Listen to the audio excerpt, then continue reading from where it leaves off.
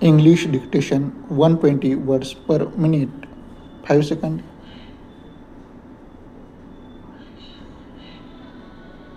Start.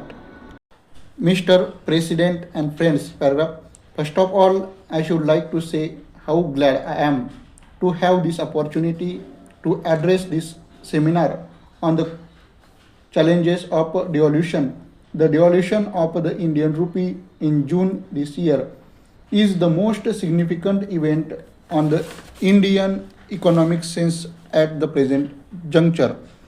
It is therefore every necessary that representatives of industry and business meets together and take counsel as to how to conduct their affairs in the new circumstances that have arisen. Paragraph. For such an audience as this, it is hardly necessary for me to spend much time on the causes which led to devolution. I have dealt with these in some detail a few days ago while addressing a Bombay bankers, and I need not repeat what I had said then. Briefly, devolution because necessary because of the strong inflationary pressure prevailing in the economic for some time now and their harmful effect on the country's international accounts.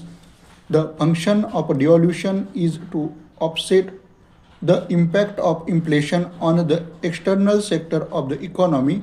However, it is a once for all adjustment unless therefore there is a swift and decisive action to check the forces which have been contributing to inflation. The effect of the adjustment will be set at naught in the short time. The reduction of inflationary pressure thus assumes the first priority in any follow-up action after devolution.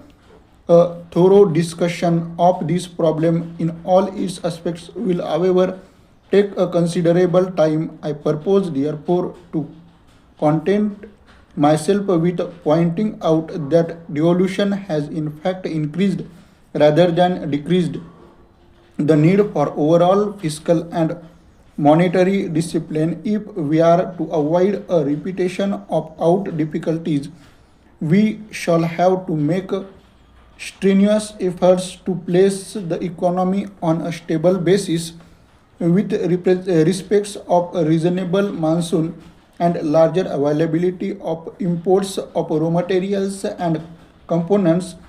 Following resumption of external assistance, the supply side of the picture looks hopeful, but this has to be accompanied by effective action on the demands side also to bring about price stability.